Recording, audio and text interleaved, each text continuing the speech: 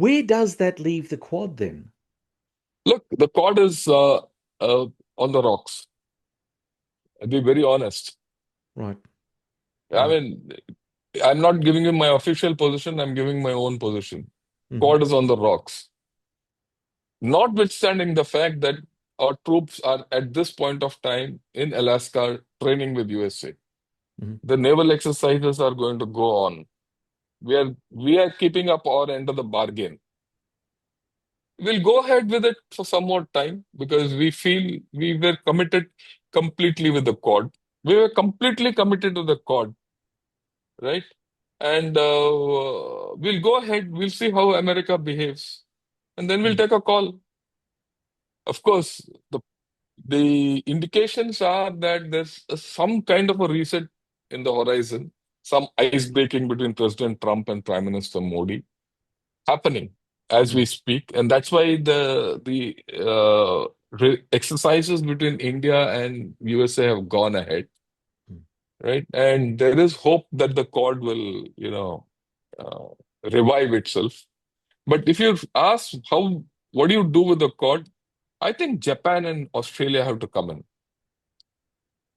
If the Quad has to go on, and the two biggest entities in the Quad, right, military entities in the Quad, are having issues, it's in Japan's interest and Australia's interest to get the Quad going and keep the Quad going. And you have to step in and talk and tell, talk some sense into America how to behave. Sir, I wish I shared your optimism for such a situation, but unfortunately, Japan and Australia, as I mentioned earlier, we all subscribe to a higher power, and that higher power is the United States. So the likelihood of us being able to, I mean, it's not that Australia in particular wouldn't be able to try to use a back channel to the Trump administration to try to smooth things over. It's whether or not the Trump administration would listen to Australia. Yeah, And I think that that's always been a problem for Australian diplomacy going as far back as the war on terrorism. I mean, there were many instances where the Australian government had problems with how the Bush administration was moving forward, and they did air those problems. But, the bigger party always gets what it wants. And I think that in that case, Japan and Australia's capacity to lean on the United States would be particularly limiting. Yeah. yeah, I go with you completely. I understand that point of view, but that's where the Quad is. I mean, look, personally, I do feel that the Quad is of great consequence in containing China. I mean, it's only the Quad which can do it. No one else can. But USA has spun out a situation which is there as it is. And there's yet another layer, which I might say. There's a sneaking feeling in India that USA and China might get into a G2 kind of a situation. I'm glad you said that. I suspect for all the bluster that is happening on the other side of the Pacific, there is always it's almost like an outlier possibility, but it's something that we can't dismiss because, of course, the things that tie the United States and China together is economics. And as we Yes. know, economics is a powerful motivating force, and it would be interesting to see whether or not this is the very scenario that's going to be pushed onto us over the next few months as things start getting a bit twitchy in China. Perhaps there will be an entente between China and the United States, and that will then bring its own set of strategic complications to countries like India and even Australia. Yeah, I agree with you. Hmm. And all these are there, and you'll view it in this kind of a scenario. It doesn't odd that we start talking to China, right? So we have to, I mean, we have no choice but to talk to China, not as friends, but we have our own problems which we have to resolve. There are a lot of Hmm. other issues. The people going across, visas, this, that, all that. And it is not as if it is just not the issue of Quad, Australia, India, and USA. There's the issue of Dalai Lama. They're building a dam across. Yeah. Yeah, there's so many other Yeah. issues, and we have to sort that out. So, there are many other purely bilateral issues between India and China which we have to resolve. So we'll do that. I mean, right? And then we also have to see how to handle, or maintain a relationship with Russia, given that Russia has a very great relationship with China. That's also a That, complicating relationship, though, sir, yes, isn't it? yes, Yes. yes. That's a very complicating relationship. That's a triangle which very few people, understand in the West. As Yeah. much as Russia needs China, Russia needs India to get China off its back. Hmm. Even Russia is balancing between India and China. And, while Russia is handling China the way it has to, that's a different story. If tomorrow things don't go very well between Russia and China, it will use India. And we also use Russia to pressurize China to get messages across. So we have Mm. to do that. Right. Ideal for all of us would be that USA and Russia solve their problems. And then, we can have a good relationship with Russia, we can have a good relationship with USA, and we do what we have to do with China.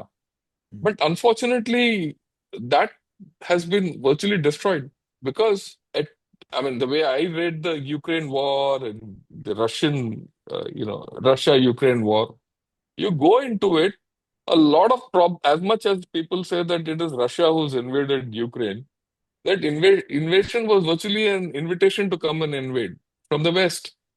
You go back to the 90s, the Minsk one, Minsk two, and eastward expansion of NATO. You go to that history.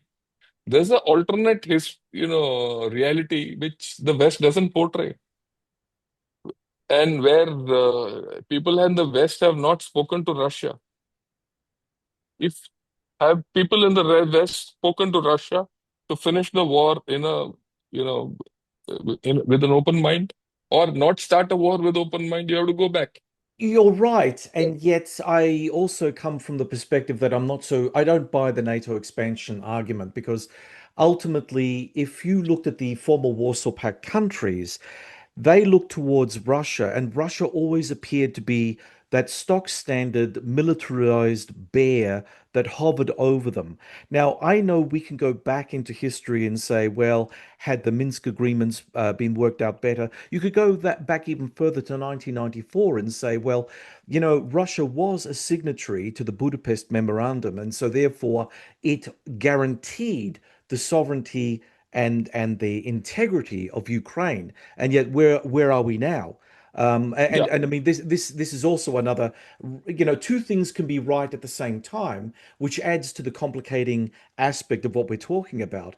But I would also argue that in terms of the way the West had treated Russia immediately after the fall of the Soviet Union was probably not the best way of ensuring that Russia would not go down that sort of more belligerent path. But then, again, no, um, historical counterfactuals, yeah, uh, yeah. you So, know, yeah, I look that like I said, you see, uh, India never had a hand in that war.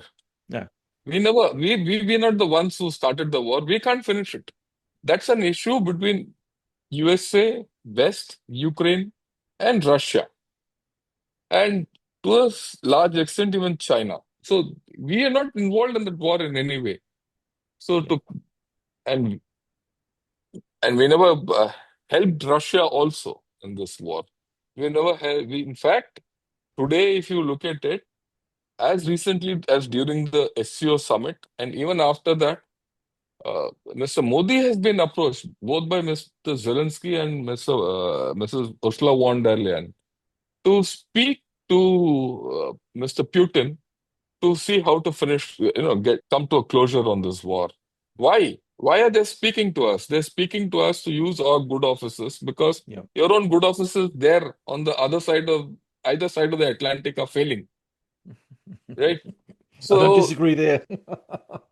now the point is that would you like India as a friend to finish this war, Mm. or would you like it as a threat or an enemy and say, look, you are helping Russia? Arm twisting India, those days are over. That's out. No one, that's out of the equation. Do you think, General? Do you think? And I mean, this is just something that I've thought of, and that is, do you think that there is a Cold War mentality that the Americans haven't quite gotten over, that they see the world in this black and white struggle, and that you're either with us or against us, to use the old George W. Bush term. And if you're against us, then you're an enemy. There is no gray area. But of course, that's also not reality. In reality, life is a gray area, and we Yeah, all have to try to navigate that gray area the best way we can, yes. right? And so I think that there is a simplistic notion in the White House now that somehow we can strong arm countries like India, as big as they are, as important as they are, that they eventually will crumble to our weight because we've got the power and you don't. I mean, it's a simplistic, almost childlike idea. But again, how far have we grown from the collapse of the Cold War? I don't think very far at all, actually. Yeah, I go with you completely that Cold War thinking has not gone out of the equation. Yeah, yeah, And I think, without getting into that part of the story, the fact is America has to look within itself of its dealings with India. And by now, it couldn't strong arm India when it was poor and weak 50 years back. It couldn't strong arm India when as it was growing. It couldn't do anything when we, went through our nuclear tests and all that. It couldn't do. And what can it do now? Very little. And I want to put a piece of history into perspective. You look at the top five economies of this world today, right? USA, Germany, Japan, India, and of course China, right? These are the five top economies of this world, the largest economies. Leave USA out of the equation. You look at Japan, look at Germany and China. All three are economies which have grown to this level through the aid given by USA. They were aided economies, right? And ever since the Second World War, Germany and Japan have had a peace dividend over 7 decades now. China has had a peace dividend from 79. They've not got into a war, right? And they're not opposed economies, they're aided economies. And hence they're there where they are. All the best to them. Look at India. We were a poor nation.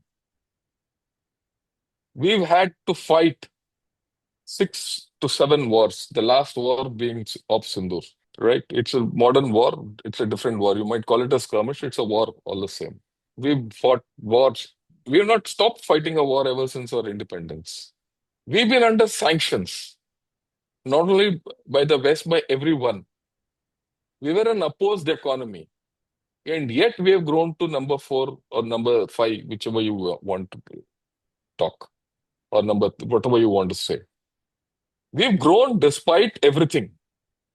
And if someone thinks that Mr. Trump's few sanctions and strong arm twisting will stop Indian growth, then he's thinking the wrong direction, right? And yet another thing I'd like to put across. You take the top 10 economies. Which economy is growing today, right? You see the Chinese economy. Just today morning, I did a podcast on Gunner Short. You can have a look at it, how it's deflating. The August things are bad. Their economy is not going to revive. This is my prediction. They're not going to revive because the population is disappearing. It's disappearing at the fastest rate in human history. If you go into the demography, right? Where there's no population, where's the economy? Economy won't be built out of robots. It has to be economies of people. So that's China for you. Look at USA with its huge debt. It's a big economy, but it's an economy which can go any way. There's a huge risk. It'll shake the whole world. You look at the other strong economies. Look at Germany. You look at UK. You look at France. You see the economic mess these three big economies of Europe are in. You look at the problems with the Japanese economy is facing today. I've given you the big economies of this world. And where are they looking? Where is each economy looking at? It is looking at India. And it is looking at all economies are looking at India because we have the market, we have the people, our economy is chugging along at 7.8%. We never thought our economy is growing at 7.8% till the results came out last quarter. And we were thinking it will go at 7. This is how our economy is going. We can't be arm twisted by anyone because we are not an exporting economy. We are a consuming economy. We consume our own produce. If someone doesn't want our exports, we'll continue. Okay, we'll not grow at 7, 8, we'll grow at 5, but we'll still continue to grow. I mean, this is something which I didn't know. This is a Chinese demographer by his name, E. Fuxian. He wrote, he says USA can arm twist Japan, Germany, and China and other economies, but it can't arm twist India because India is a consuming economy as opposed to those who are exporting economies and they depend on the American consumer market. I'm talking of geoeconomics and macroeconomics. So we have a strong military. It might not be the biggest military, it might not be the most modern military, but it has not lost a war so far. Except 1962, where we lost a war with China, we have given them a licking every other time, which probably many people don't understand. 67, at a place called Natula, we gave them a bloody nose. If you go into it, it was a 2 day skirmish. After that, for the next 20 years, they didn't speak. Look at 2017 when they wanted to intrude into Bhutan, we stopped them.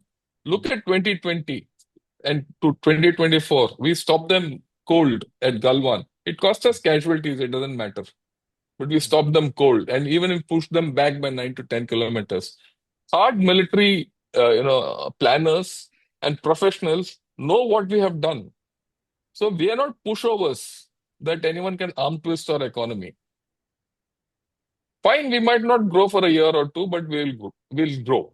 Okay, now this is one way of looking at it. The second way of looking at it is, why is it that the EU is pressing us for a EFTA by December 20, December this year? They say ideally September, October, latest by December, they want FTA with us. Why does the Italian Prime Minister Giorgia Meloni ring up our Prime Minister and say, let's get into a great deal? And please, hasten up the IMEC, the India, Middle East, European Economic Corridor. It is important for them. Why does the president of Philippines come and start a strategic partnership with India? Why does India send 3 warships to the South China Sea and does an exercise with the Philippines, which no other country has done, which China tails, keeps on monitoring? Why do you do it? Why has Prime Minister Modi gone to Japan? And Japan has said we will do $68 billion investment over a $34 billion investment which was planned before the visit. It's just doubled. These things have gone under the radar, right? So why is all this happening? It's easy to talk, on generic terms that India is a power which doesn't matter, this, that, but it matters to a lot of people who matter. Why is your own country, Australia, saying, look, we have a great FTA. We want to expand the scope of the FTA and increase the duration of the FTA. This is the latest. And we are happy to do all this.